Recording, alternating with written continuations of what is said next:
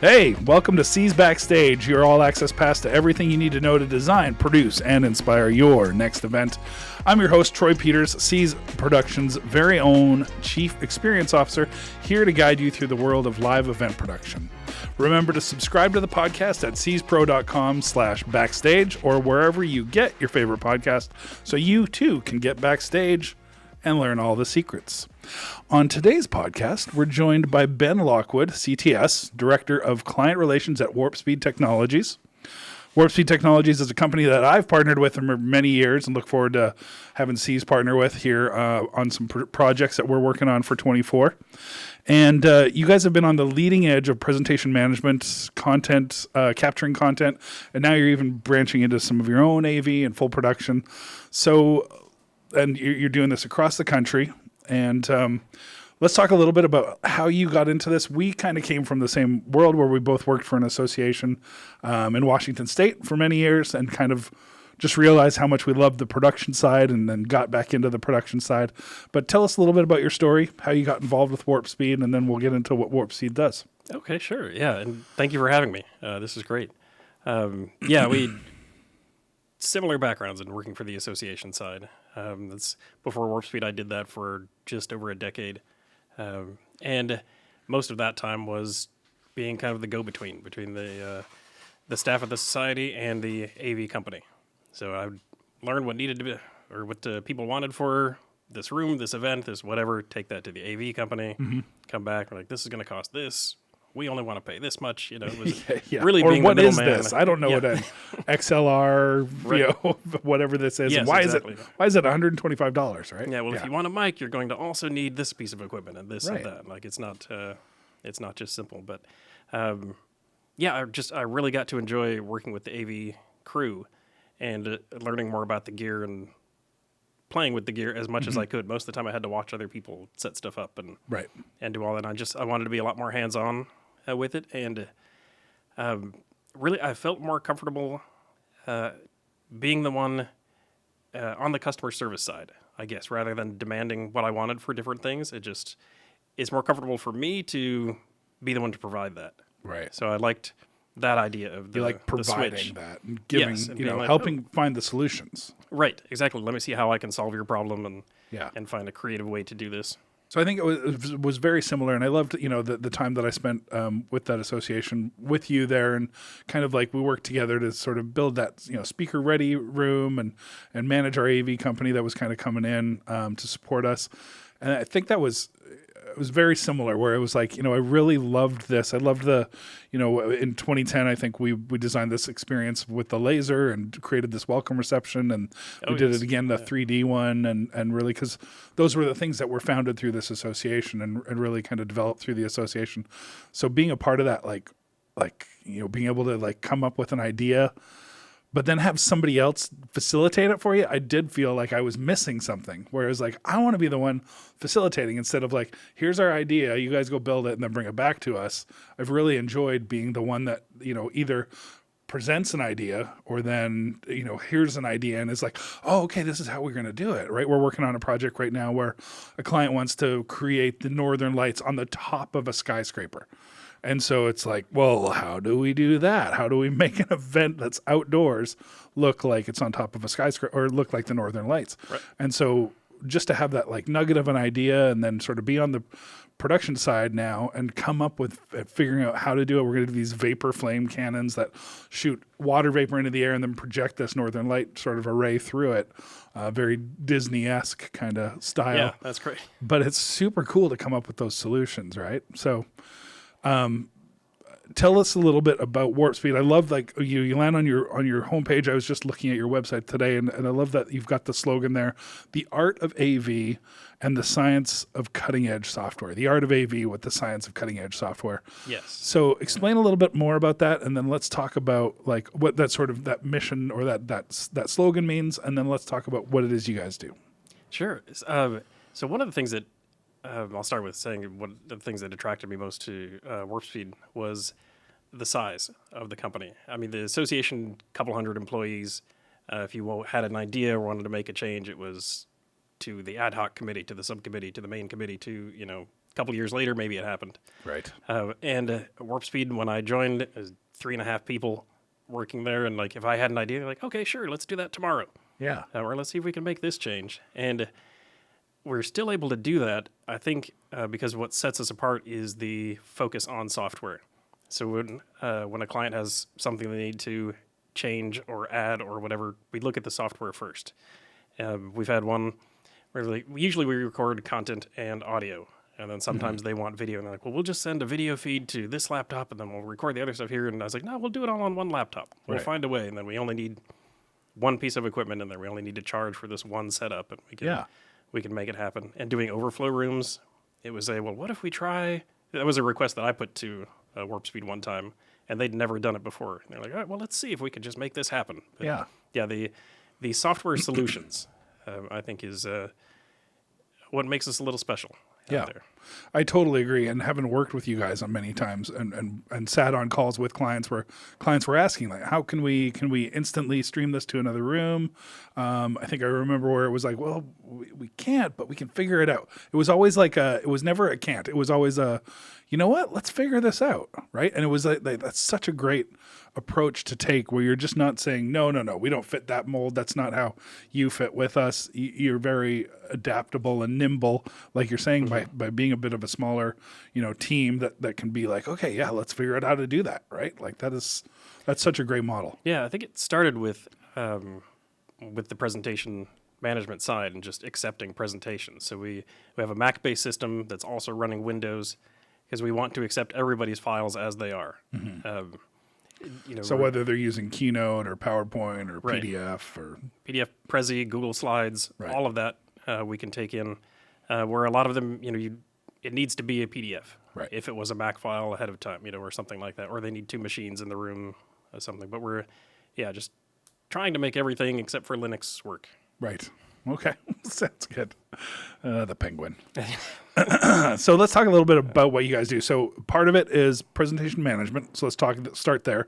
So the presentation management that I've used with you guys is where you've created an FTP site where people can upload their talks, and then you are on site and you distribute them to the breakout rooms or to the keynote session or whatever. But then you also have usually a place you can upload on site or test your program, a speaker ready room. So talk a little bit about that process, and then we'll talk a little bit more about the capture side.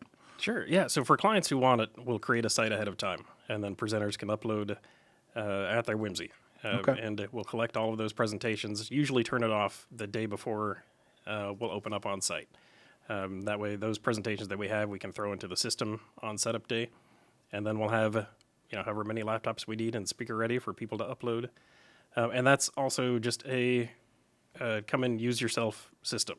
Right. I've done shows where I have 6 upload machines and it's just me sitting in there because attendees walk in, use it themselves, and take off, and help when needed. But it's a pretty good. It's very intuitive for the most part. Yes. And then even on site, I know you guys have like this button where it's like you click your file or you just hit start now if you're in the session, right? And it's very easy to use. Yes, when you get into the room to display your presentation, it's just a big gray square on the screen that has thumbnails of all the presentations that you need. So you double click yours. The action of opening up that file is what starts the recording. Okay. And then when you hit the refresh button to end it, that clips the recording. And then someone else opens a presentation and we're on to the new one. So when we're clipping files at the end, we're dealing with a bunch of individual files instead of an 8-hour block that we need to... just everything that was recorded that day in that room. Yes. You've kind of got everything partitioned and they're all named after the file name, so then it's just topping and tailing and maybe tweaking some audio, but... And it's brilliant because you guys can turn things around so that you can get this content. So if you've recorded something on Monday morning that's clipped, and how quick is it to get that onto then maybe a content library, or if you say you had like this presentation that was blown out and there was no more room in the room and you wanted to just pull that record and then play it in another room so people could watch it later on in the day, what's your turnaround time look like from record to being able to re-release? Sure, and that's definitely happened before. Yeah. We'll just get a note from the client, can you just give me this one? And right. Pull depending how long the recording is, if we need to export, there's just no rushing that process. But I would say usually an hour or so we could have it turned around. Okay. We have a separate system It's called Breakout, that we use for virtual and hybrid events for audience where we're streaming everything out to. And those, Right. since it's streaming, we just go and set the start and end time of that recording, and then it's ready to go. Wow. Right then. So it's pretty instantaneous. We can host libraries on there as well. So if the client wanted it for all of that, it would just be ready to go immediately. Got it. How customizable is the platform? You always hear about people that are afraid if a company or a trade association or something has a website that has their registration and all those things, and then you've got to drive people to another website to upload. Can you plug it into a client's website, or is that a standalone? How customizable is it so people can see it? Obviously, looks like your show. Talk through a little bit of that. Yeah. So the upload site, you're saying? Yep. Yeah. That will put the branding on it for the client. Okay. It's going to live on our site, but we have some play with what the link will be, and Got it. Embedded into a speaker content, speaker know before you go. right. Kinda. Yes, exactly. Into that kind of Here's page. the button you click to load your thing. It just takes them to your Yeah. site. So And then you'll go there and you'll see whatever the association is uploads and the name of that meeting, and Okay. And it's pretty simple to walk through that as well. Got it. Very cool. What are the things, like, if I was a client that's thinking about capturing and wanting to create a content library, which we're hearing more and more, people want to capture breakouts, they want to capture keynote sessions, and then host it somewhere down the road. If I'm on the fence as a client and I'm thinking about, okay, maybe this is something I want to really get into, what are some of the things you've seen other clients do to kind of justify doing this, or some best practices that they've been able to capture content and then re-release it? Either they host it on their own library or host it on a Vimeo channel or whatever that looks like. What are some guides you could share? Yeah, I would say I'm definitely seeing it a lot more in the Post-pandemic, last. yeah. Definitely post-pandemic. Even in the last 7-8 years, it's just become a lot more prevalent out there. And I mean, there are all sorts of digital libraries or university libraries that will buy that content. I mean, there's a way to monetize what you've captured. Oh, And, fantastic. So it doesn't necessarily just have to be your proprietary, or it's your proprietary, but it doesn't have to be on your own site. You could sell this to somebody that has a library of related content. Right. And Yeah, because there are all sorts of students everywhere who are looking up stuff for information for papers and wanting research. And I can watch this paper when it was presented. And then in 20 minutes, I get the idea of it. And then I can go read the full paper if I want to. Right. It's also hosted somewhere. But, Gotcha. yeah, there's definitely a good way to use it. Do you think, is there more value in, and I've used you guys for both of these scenarios, where it's just been capturing the slides and the audio, and you've also done where we've done slides and video and audio. Do you think one is better than the other? How do you navigate that? Well, we will always do whatever the client is asking for. I would say it's probably better to see the presenter while giving it. I think it offers a little bit more. Sure. I think the difficulty there is presenters like to walk around their different heights. You need to factor in so many things with the camera.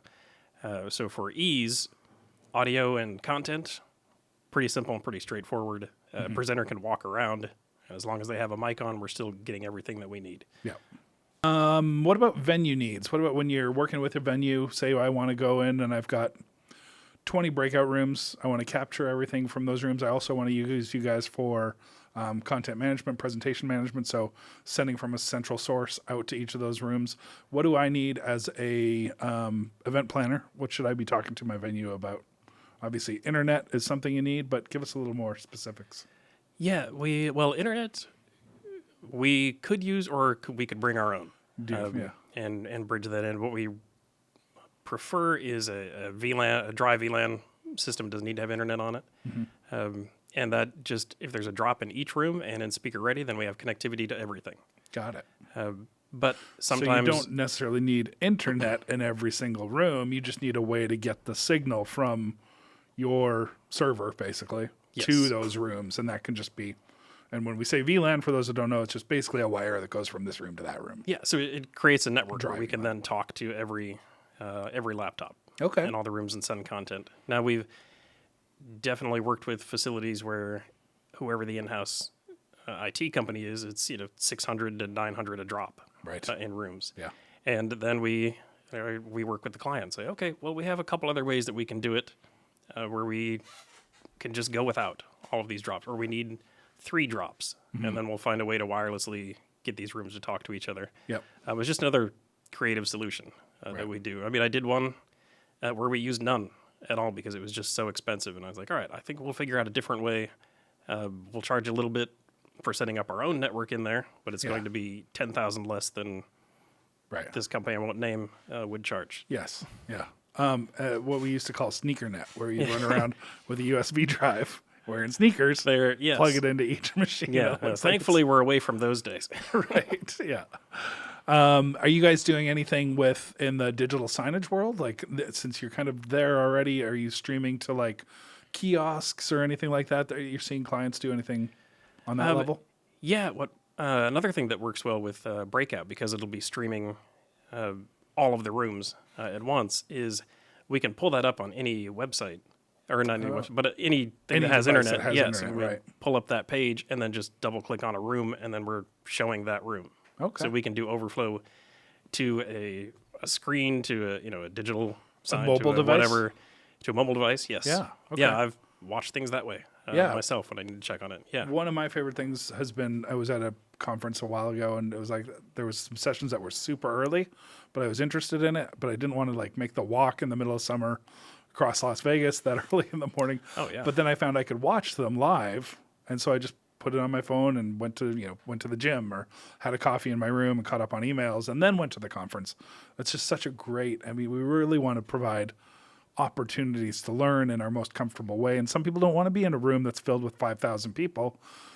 We're nervous about that exposure or whatever your reason is, or just accessibility, right? If somebody's not able to travel or whatever it is, that they can still get that sort of that value of seeing, and maybe they're not able to do the networking, but they're at least getting the value of the courses that are being presented and whatnot. Yes. Yeah. And there are always just international issues with people who were planning on coming and then suddenly they couldn't make it. Right. So yeah, having a way for them to still watch. It'll also, we can add captioning into it. So if someone's watching, they'll have that feature as well, which, for some people is super helpful. That's awesome. Very cool. If you were looking to, what's the timeline take to do something where if we want to capture a dozen breakout rooms, what sort of timeline does Warp Speed need to get a client to come on board and, okay, this is what we're going to need from you, and then how long does that time take? Like a shortest case scenario, I would say, we could probably do it with a couple of weeks of lead time. Okay. But ideally, what do we think? Yeah, a few months would be great. Yeah. So that we can plan, make sure we have the guys and technicians to go out and do it, make sure our gear's not promised elsewhere. Yep. All of that. Do you recommend doing a site visit, that one of your team goes on that site visit, or?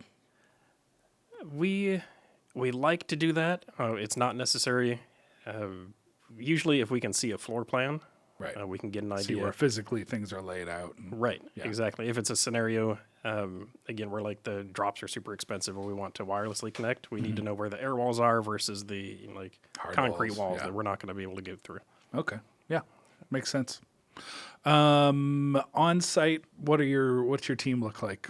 You guys have somebody, you said that even you've just managed it yourself, but how do you manage the on-site? Yeah, it really depends how many breakouts we have going. I mean, it's a AV, right? It's the size of the event is going to determine how many people, but our largest event is about 4,000 presentations, 60 breakouts, and we'll bring 10 or 11 people. Okay. Something like that. As we're getting into doing some AV now, if it's an event where we're doing AV and presentation management, all of the AV team also knows our system. So then we dual can purpose some exactly. roles We can go a little bit lighter on speaker ready technicians because we won't have to run to a room to fix anything. We have people out there already who know how to handle it. Yeah. Very cool. The last thing is, we capture all this information. You've got all this thing as a client, and then you've got to put it somewhere. What do you recommend for, some some clients, some associations have their own library in-house where they've got everything hosted off a server based somewhere that people can go and pull information from or watch videos from. What do you recommend for somebody? Maybe we're just starting to get into this. We want to try capturing for the first time. What do you suggest? Do they create a YouTube page? Some guidelines there? Yeah. All of that stuff is out there. There are simple ways to do it. YouTube, Vimeo.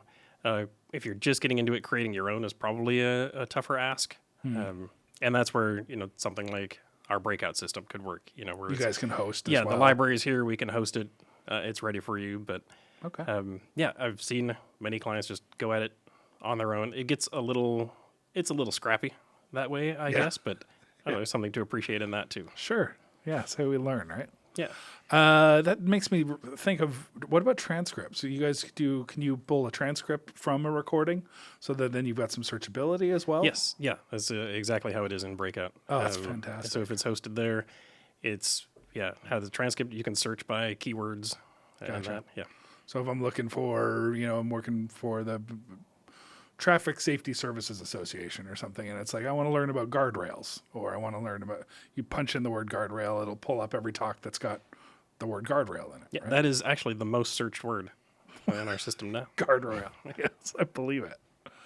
Awesome. Well, Ben, let's do one more question. What do you think is the future of this? Where do you think we're heading with capturing content, and anything you'd like to see or anything you'd like clients to know about to make your life easier, but also maybe we're always trying to elevate. What's next? Yeah, I'm actually glad you asked that.